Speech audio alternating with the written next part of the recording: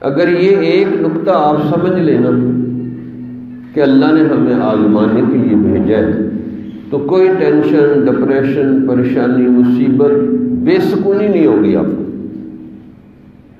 آپ پرسکون زندگی گزاریں گے۔ صرف یہ دماغ میں بٹھا لیں کہ اللہ نے مجھے آزمانا ہے۔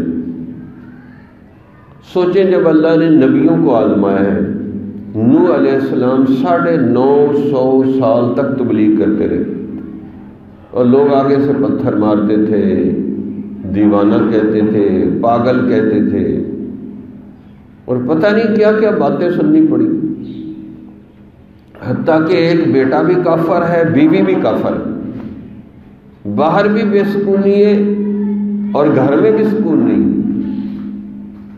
لیکن نبی تو ہر حال میں اللہ سے راضی ہوتا ہے، لیکن حضرت نوح علیہ السلام اللہ سے راضی تھے، اس لیے اللہ تعالیٰ نے حضرت نوح علیہ السلام کی تعریف کی ہے قرآن میں، اِنَّهُ كَانَ عَبْدًا شَكُورًا، وہ میرے بڑے شکر گزار بندے تھے۔ یعنی مشکل مصیبت میں بھی وہ اللہ کا شکر ادا کرے۔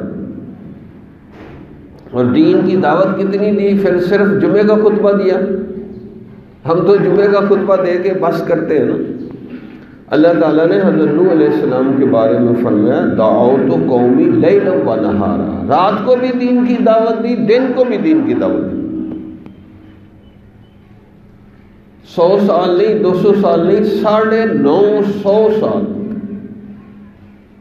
اللہ اکبر کبیر، کتنی مشکل ہے، اور قوم کوئی پتھر قوم تھی۔ اللہ تعالیٰ نے ان کی قوم کو کہا انہم کانوا قوما عمین، وہ اندھی قوم تھی، یعنی دل کے اندھے تھے، آنکھوں سے تو ان کو نظر آتا تھا لیکن دل کے اندھے تھے کہ اپنے نبی کو نہیں پہچانا، دین کو نہیں پہچانا، اللہ کی عظمت و کبریائی کو نہیں پہچانا۔ اللہ تعالیٰ نے ان کو کہا انہم کانوا قوما عمین، اندھی قوم تھی۔ اس لیے اللہ تعالیٰ ایک اور جگہ قرآن میں فرماتے ہیں وَمَن كَانَ فِي هَٰذِهِ أَعْمَىٰ فَهُوَ فِي الْآخِرَةِ أَعْمَىٰ وَأَضَلُّ سَبِيلًا، کہ جو کوئی قوم، جو کوئی آدمی اس دنیا میں اندھا ہے نا، آگے بھی اندھا ہوگا۔ یعنی جو بندہ ادھر نابینا ہے وہ آگے بھی نابینا ہوگا۔ تو کیا مطلب جتنے آنکھوں سے نابینا ہے یہ سارے جہنم میں جائیں گے؟ حالانکہ کئی حافظ ہیں، عالم ہیں، نیک لوگ ہوتے ہیں۔ نہیں، مفسرین نے لکھا جو بندہ دل کا اندھا ہے نا، آگے اللہ اس کی آنکھیں بھی اندھی کر دے گا۔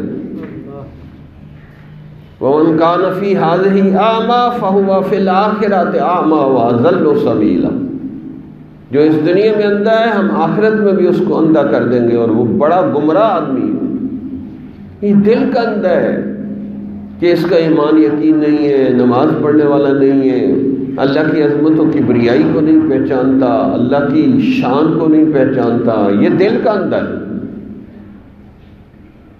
تو اس آیت میں فرمایا کہ جو بندہ دل کا اندھا ہے نا، آخرت میں بھی اللہ اس کو اندھا کر دے گا۔ اچھا، قرآن کی بعض آیات دوسری آیات کی تشریح کرتی ہیں۔ ایک اور جگہ اللہ تعالیٰ فرماتے ہیں وَمَنْ أَعْرَضَ عَنْ ذِكْرِي فَإِنَّ لَهُ مَعِيشَةً ضَنْكًا، کہ جو کوئی ہمارے اس قرآن سے منہ پھیرے گا ہم اس کو پہلی سزا دنیا میں یہ دیں گے کہ اس کی روزی تنگ کر دیں گے، کہ روزی کی برکت ختم کر دیں گے، بڑی کاریں بہاریں، روٹی بوٹی بڑی ہوگی اس کے پاس، سکون نہیں ہوگا اس کو۔ کیوں؟ اس لیے کہ اس نے میرے قرآن سے منہ پھیر لیا، نہ قرآن کا علم حاصل کیا، نہ عمل کیا، نہ کسی عالم سے پوچھا، من مرضی کی زندگی ہے۔ تو اس لیے آپ دیکھ لیں بڑی بڑی کاروں والے اور بڑی بڑی کوٹھیوں والے، ان کے دل بے سکون ہے۔ وَمَنْ أَعْرَضَ عَنْ ذِكْرِي فَإِنَّ لَهُ مَعِيشَةً ضَنْكًا وَنَحْشُرُهُ يَوْمَ الْقِيَامَةِ أَعْمَىٰ، اور قیامت والے دن اس کو یہ سزا دیں گے کہ اس کو ان آنکھوں سے بھی اندھا کر دیں گے۔ جمال الوجود بذكر الإله وتصفو الحياة